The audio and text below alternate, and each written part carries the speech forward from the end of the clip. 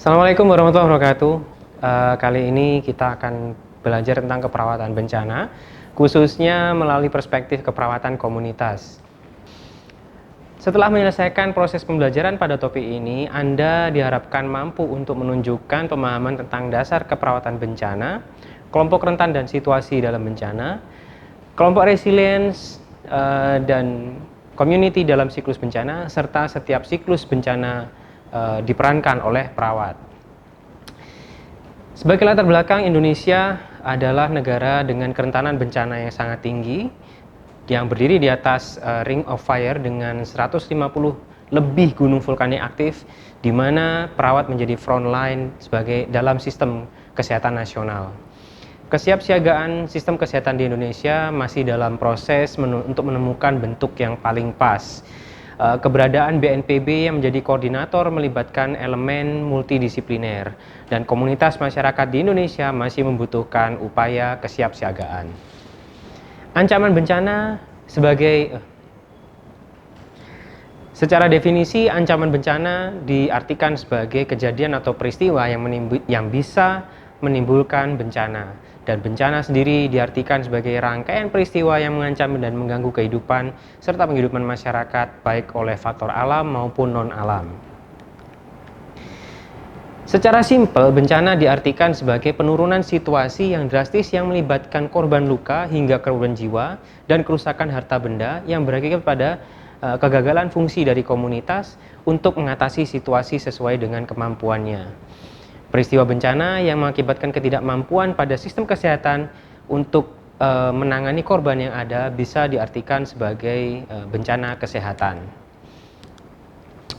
Apa yang terjadi pada bencana kesehatan? Pada situasi bencana kesehatan adalah kondisi ketidakmampuan dari pelayanan kesehatan untuk mengatasi masalah yang dihadapi oleh komunitas di sekitarnya. Secara jenis, bencana dapat dibagi menjadi dua, yaitu bencana alam dan non-alam, atau bencana akibat ulah manusia. Meskipun tidak ada 100% bencana yang diakibatkan oleh manusia. Yang pertama, untuk bencana alam, beberapa di antaranya adalah tsunami, gempa bumi, tanah longsor dan banjir, serta gunung meletus.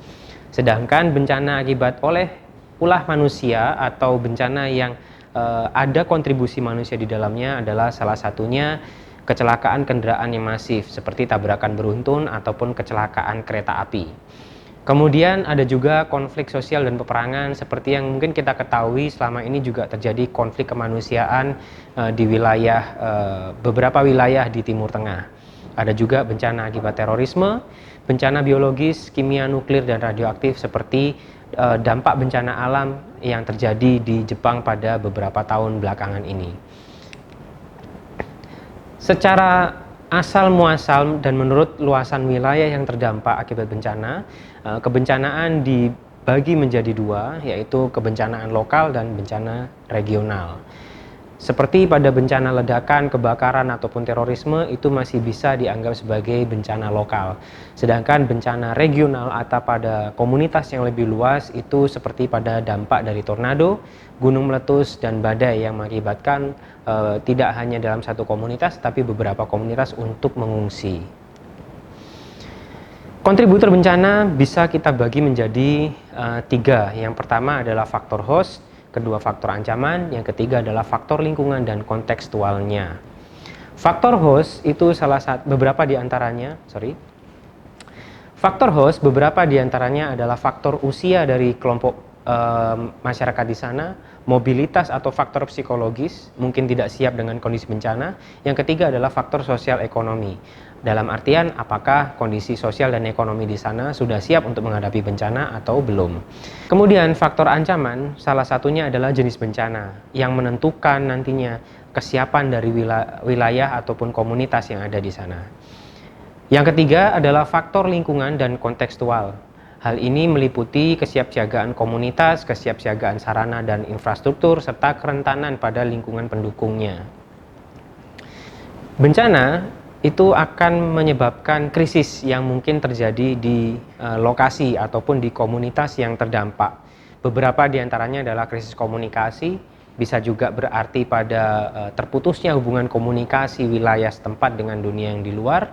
Kemudian yang kedua adalah krisis kesehatan, di mana masyarakat setempat ataupun sistem kesehatan setempat tidak mampu mengatasi kondisi krisis kesehatan akibat bencana sehingga membutuhkan bantuan dari luar.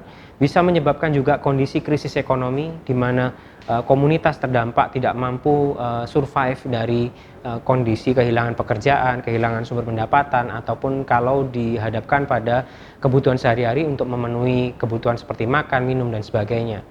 Krisis psikososial juga bisa kita lihat di kondisi bencana. Kalau kita menilik pada contohnya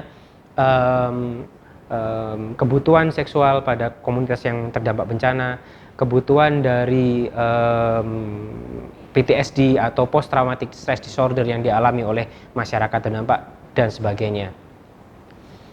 Ketersediaan pendukung kehidupan yang pasti akan mengalami krisis, di mana mereka akan kehilangan banyak hal, contohnya pakaian, rumah, tempat tinggal, sumber makanan, sumber pekerjaan, dan seterusnya. Kehilangan dan berduka itu adalah hal yang lumrah terjadi pada situasi bencana, di mana kemungkinan pada saat itu masyarakat kehilangan pasangan, kehilangan anak, suami, istri, ataupun orang tuanya. Karenanya, kelompok pada bencana itu bisa kita kategorikan menjadi kelompok yang non-rentan dan kelompok yang rentan. Secara umum, kelompok rentan ini termasuk diantaranya adalah kelompok anak-anak, wanita, khususnya pada wanita yang sedang hamil ataupun menyusui pasca melahirkan, ataupun kelompok lansia, dan juga penderita atau pasien ataupun orang-orang yang mengalami disabilitas atau kita sebut sebagai difabel. Lalu kalau kita lihat apa saja kemungkinan kasus yang bisa diakibatkan oleh bencana kalau kita melihat dari kacamata kesehatan.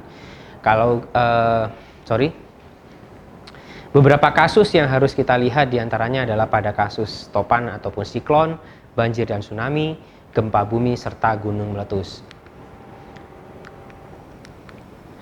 Pada situasi badai, topan, siklon, ataupun bencana yang diakibatkan oleh pergeseran udara yang sangat besar, beberapa di antara yang mungkin kita akan hadapi sebagai tenaga kesehatan di lokasi bencana adalah pasien-pasien dengan kondisi luka akibat benda yang diterbangkan angin atau debris, kemudian trauma kepala, leher, dan dada, ataupun korban tenggelam akibat mereka terseret ataupun harus menelan banyak air.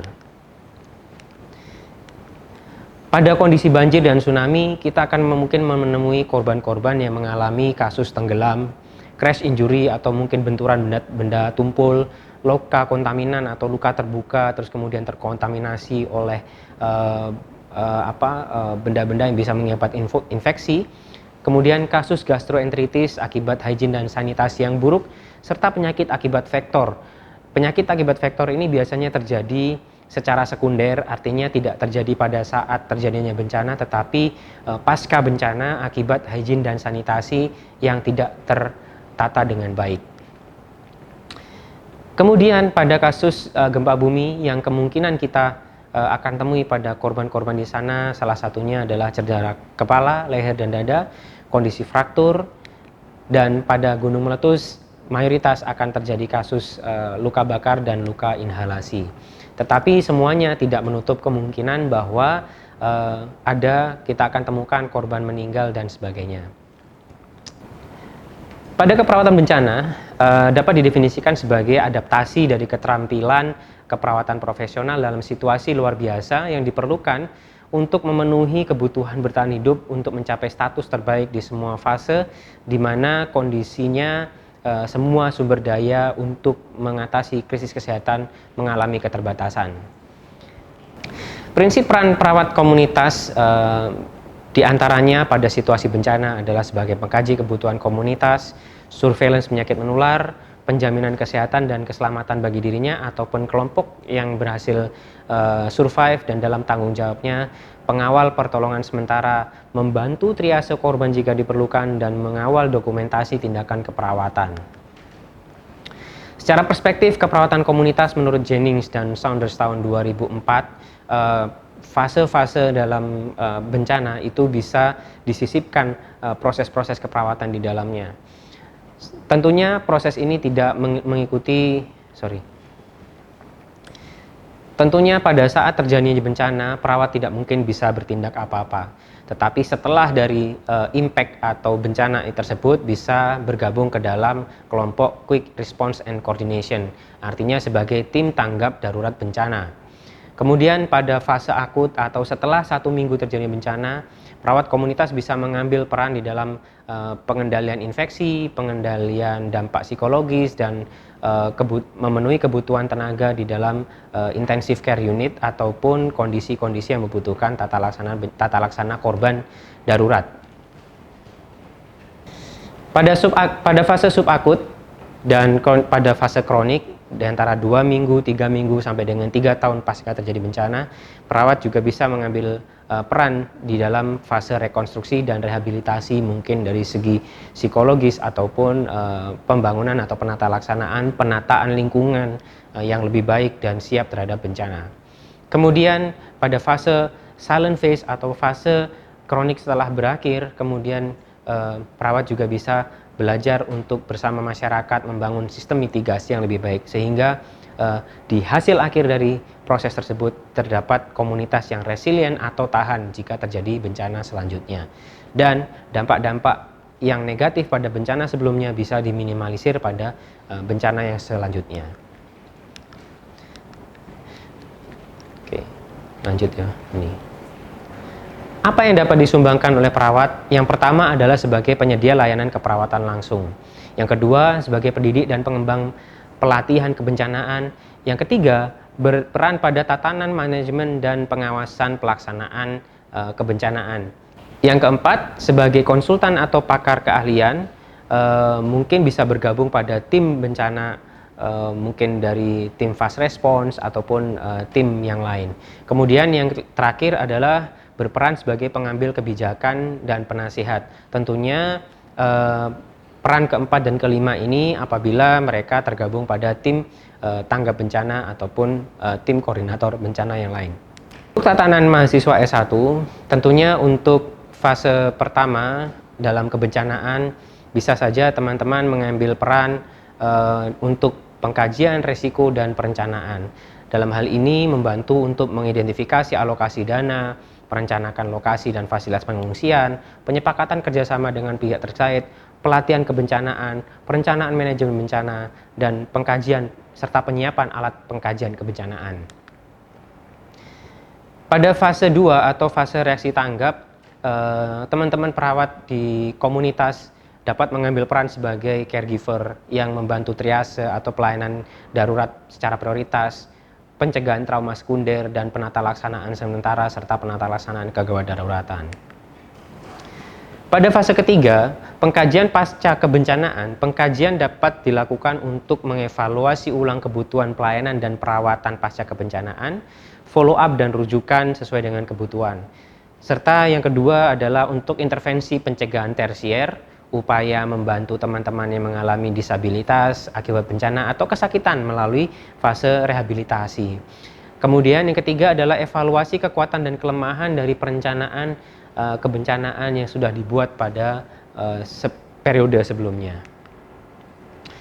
Fase keempat atau fase evaluasi ini meliputi fase evaluasi tata laksana sementara. Luaran yang diharapkan adalah untuk menurunkan angka kematian sekunder, menurunkan beban layanan kesehatan, menurunkan beban tambahan akibat bencana, kemudian meningkatkan kebencanaan pada tingkatan perawat dan komunitas yang lebih luas, juga mengkaji ulang efektivitas perencanaan kebencanaan, serta reevaluasi untuk kolaboratif antara perawat dengan instansi-instansi yang terkait. Saya kira itu ya untuk introduksi tentang asuhan keperawatan pada bencana melalui perspektif keperawatan komunitas. Pada materi-materi yang lain kita akan melanjutkan pemahaman-pemahaman ini kepada teman-teman sekalian. Sampai jumpa.